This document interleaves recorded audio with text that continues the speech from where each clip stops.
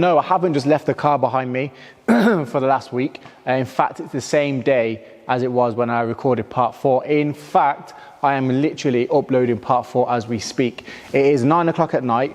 I'm in an iron whether to upload part 4 at the moment, but we'll find out whether I do or I don't. Anyway, so if you watched part 4, you will have seen that I got a lot done. We've got an engine in now. We didn't get the engine started because of an IMO issue. Obviously, it's the same day, so that IMO issue isn't going to be resolved as of yet, but by the end of the video, hopefully it has. So what I'm going to do today, or for the rest of the day, is clean up basically and get the car back on all fours. I went home, had some food, and I was feeling a bit, not down, but a bit frustrated that I didn't get to where I was hoping to get to with the car today. So the best thing for me to do right now is get this car on all fours just so I can move it at least, because it is in the middle of my unit and it's causing a bit of an inconvenience. So I'm going to put the subframe that I got in the last video along with the polybrushed arms, the powder coated and polybrushed arms, replacement rack, replacement hubs because the old stuff is pretty much rotten. And yeah, I'm going to crack on with that, and like I said, hopefully by the end of the video it will be later on in the week and I will have resolved the IMO issue, whether that be getting the IMO actually just taken off or getting a replacement ECU, key and clocks. We will see. Anyway, I'm going to crack on and get this car sorted.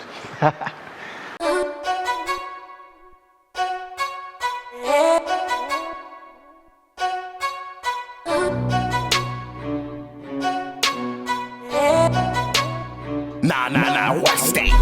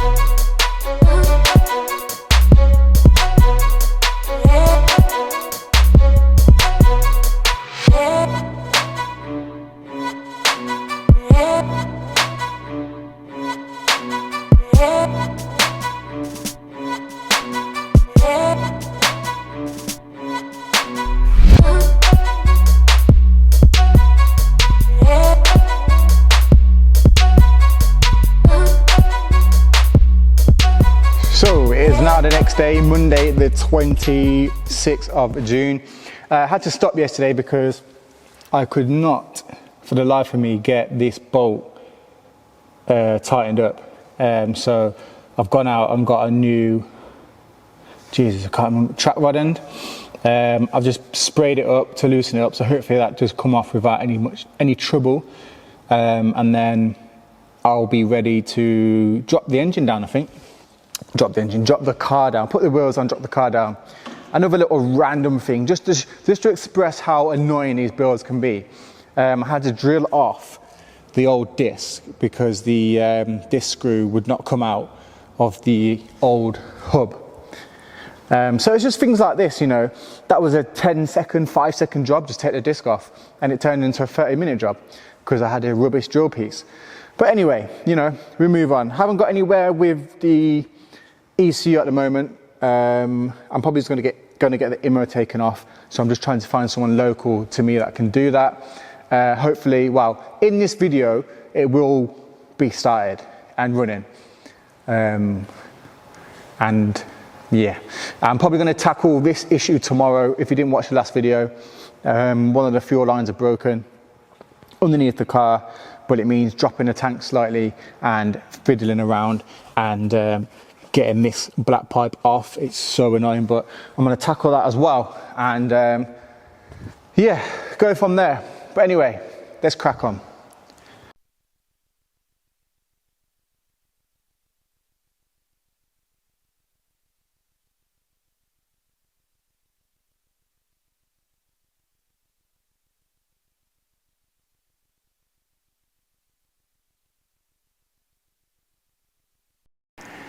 What a pain in the ass that was. Track rod end, it's now on. I haven't got a blowtorch, so I literally had to put the heat gun on it for ages, and I've only got one spanner. Anyway, it's on. I'm not going to do the other side just because this one took so long. I will do it eventually, but I'm not going to do it right now. I just want to get this car on the ground and out of the way. I've literally got a live draw in an hour, so I need to get this out of the way because look at the state of the place. So yeah, let's crack on with that. I decided not to put the rotor grids back on because they're too wide, and I think now that the engine's in, it'll just end up rubbing and I won't be able to push the car around or even drive the car around, or you know, when it does start eventually. So I'm going to be putting these wheels on. These are a set of 19-inch Porsche twists. They're replicas because they didn't come in 19-inch as far as I'm aware.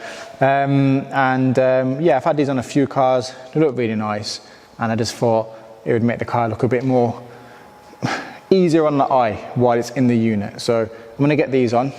I do need to take the stud conversion kit out of the back wheels. Obviously we haven't got them on the front anymore because the hubs have been changed, so we've got these adapters on. So yeah, I'll get that done, and then yeah, we'll lower it down, see how it's looking, and then hopefully within the same video I would have had this IMO issue sorted out. Westion Productions.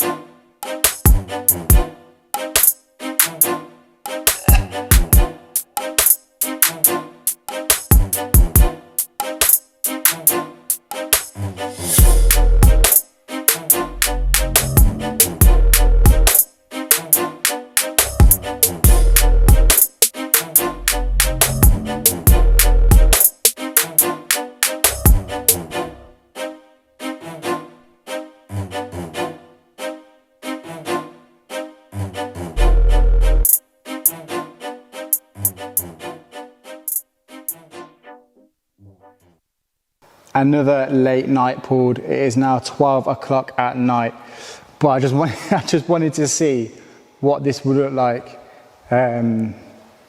with the bumper on. I've put a side skirt on as well, just double-sided taped it. I haven't stuck it on the proper way. Popped the front bumper on as well. I got carried away basically. I even put the wing mirror on. I even put rear lights on and the VW badge. So yeah, I just wanted to see what it looked like. Obviously I know what an R32 looks like, but I've been looking at this thing as a scrap shell for the longest period of time. So I am, you know, this is quite exciting for me, and hopefully it's quite exciting for you guys as well. The motivation is definitely back on this, and I really want to get it done while we've got some hot days. I've been speaking to someone about getting the IMO taken off, so hopefully that gets sorted tomorrow, and yeah, we'll get some more done. So the ECU has now been sent off to have the IMO removed. Meanwhile, I'm just tidying up a few things around the car. One of those things is the fuel line that's snapped underneath the car that we spoke about in the other video. I've pulled this off the twin turbo build because the twin turbo now has braided lines. It wasn't too bad, it took me about 30-45 minutes. So I'm going to go ahead and get this one replaced on here, and then yeah, we'll go from there. So first thing we need to do is jack the driver's side rear up, because that is where the fuel pump is. Next up, remove the wheel. Next, the arch lining.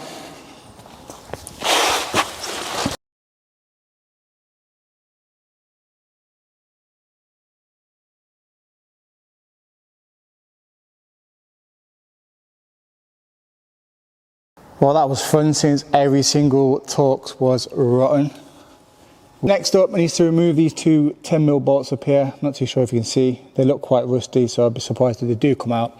If they don't, it's going to make my life a little bit harder. Then I need to remove this 30mm bolt here. And then what we do is get a, oh no, tell a lie.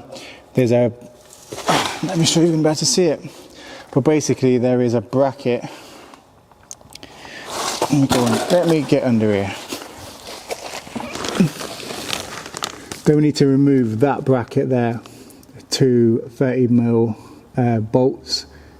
That will give a bit of leverage between the tank and the chassis, and then we should be able to get in there and pull out the broken pipe.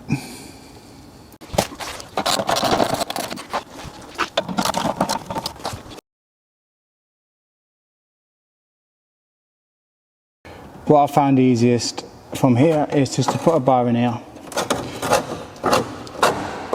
wedge it in there, and that will give you, should give you enough room to pull the fuel line out. Now this one should be quite easy because it's broken, meaning it hasn't got one of these connectors on the end of it, so it should just pull through like that.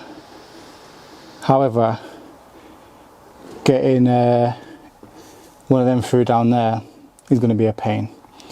So let's see how we get on.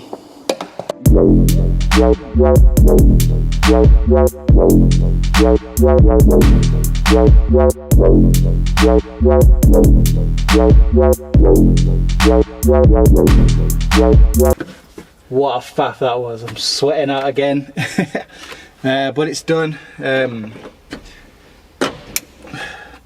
a little bit of an annoying one, that was, because that wasn't my fault that it was broken in the first place. That was due to people not paying attention. But you know what? It's done.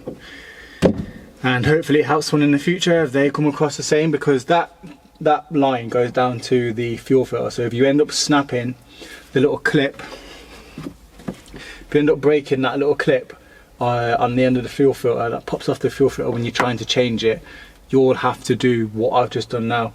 So if you've had to do that in the past, let me know. Hopefully I don't have to do that again. Anyway. So of course now it's just a case of doing everything I did earlier but in reverse. However, I'm going to keep the arc liner off because I do want to give under there a bit of a jet wash. So I'll get that done, and then I'm not even sure what I'm going to do next, but we'll see, or you'll see in a second. Now that fuel line's sorted as well, that means I can put the seats in. So I've cleaned up I've cleaned all the seats up. The rear bench, passenger seat, driver's seat. So it's looking a bit more like a car now. And you know what? They cleaned up quite well. They were in absolute state when I got them. Don't get me wrong, they're not immaculate. Driver's seat still damaged, so I've got this car seat on for now. The passenger seat is in very, very good condition actually. The only bit of damage is, let's see if there's a zoom in, is on there, a little bit of bobbling. But apart from that, yeah, it's pretty much complete in here now actually, thinking about it. Steering wheel and gear knob and all that's in. So yeah, on to the next bit.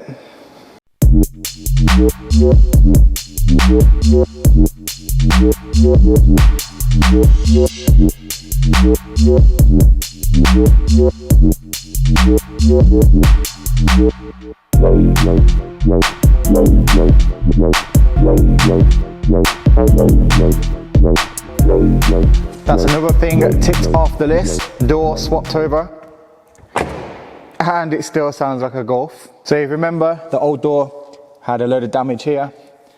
Obviously this door's quite dirty, and it has got a few scratches on it, but remember, it doesn't really matter because it's going to be getting wrapped. So yeah, tell you what actually, one thing I was struggling with, I'm not too sure it's going to be in the video. Let me go around here. Oh, by the way, I need to remove these tints. They are horrible, probably about 15 years old. So yeah, they need to come out, and the wiper needs sorting. Now, I'm 34 and I'm not really a fan of deleting the wipers in my old age, but I'm going to delete the wiper because I've got one and that one's broke. So it'll just be easier to do. Now, where is the key? Now, for some reason, I can't get the windows to work. And it's not because that was unplugged, because I had it plugged in and it still didn't work. I've changed fuse 14. Oh, sorry about that. I've changed fuse 14. Tell you what, let me just turn this off.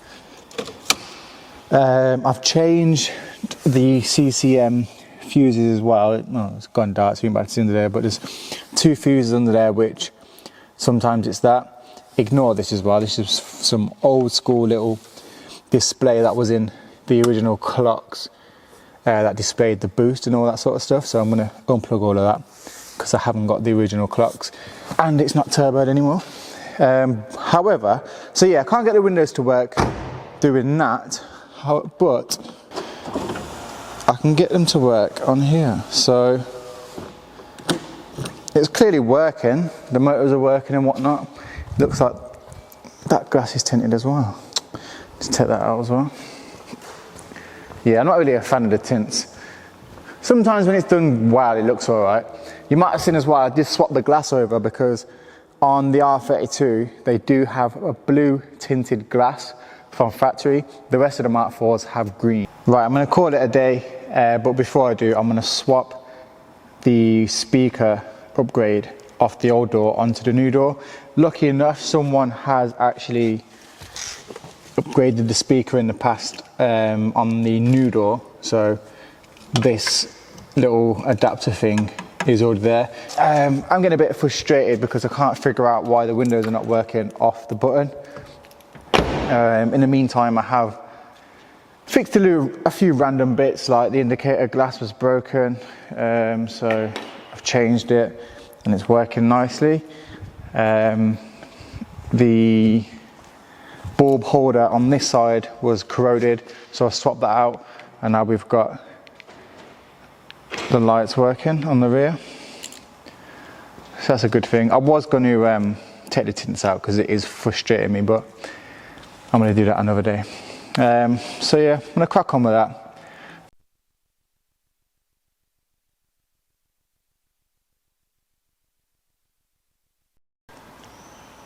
And there's the finished product. So I've just double-sided taped the crossover on there, cable tied the wiring, and soldered the speaker wire to the OEM speaker wire. I just want to make a note, if anyone takes this door card off in the future, I didn't do the tweeters. Anyway, I'm gonna get a door card on and go home because it's 10 o'clock at night, another late night. But we're getting there, we're getting there, we're getting there.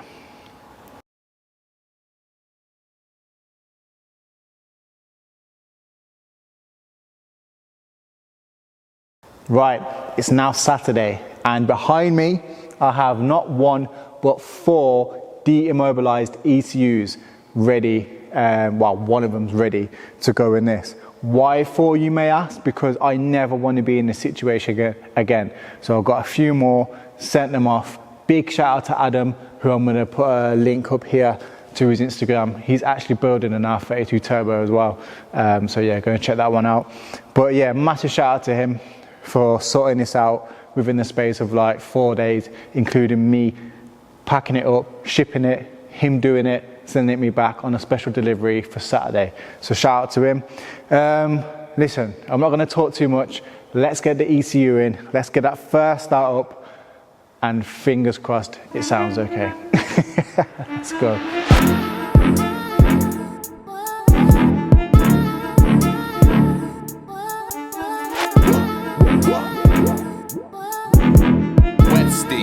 Is that you, yeah? Right, moment of truth. Battery's on. I've put the math on. I don't think I mentioned it, or I did mention it, but there's a bit of a split in the math wire in there, so I need to get that sorted. I've put this breather pipe on. I've put the pipe on to the servo, so there shouldn't be any air leaks. Obviously, I can't let it run for long because it's got no radiator, so it's got no coolant in it. But you know what? Let's just see. Oh, tell a lie. That will leak actually. But you know what? It's not going to matter. There's no exhaust on either, so it's going to be very loud. So, oh, here we go. We ready?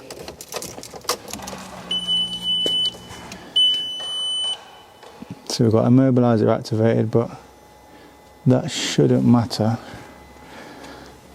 Let's see.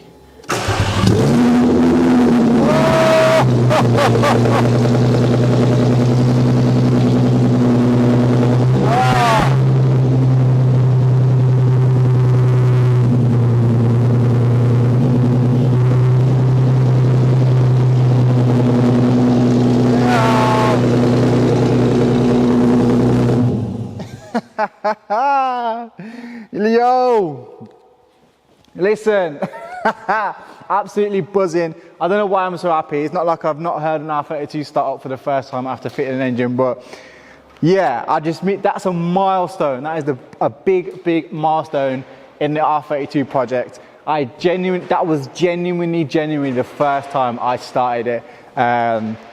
So yeah, I'm very happy about that.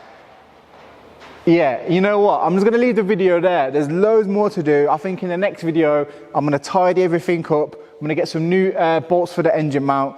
I've ordered an exhaust as well, so we'll get that fitted, and we'll put the front end on the radiator, get the fluids in it, and see if we can like drive it around the industrial estate or something. And then, yeah, get it MOT'd. And listen, I'm buzzing. Listen, if you've enjoyed the video, make sure you go and subscribe, give it a like. Follow me on Instagram, anton.levelup. Go and follow the giveaways. We're giving away this Mark 6 Golf R today, in fact. So if you're watching this on Sunday, someone's going to win this tonight, and it's only going to cost them 49p. And if you've missed out on this and you're watching it at a later date, there's going to be some more prizes on there. So guys, listen, until next time, bye-bye.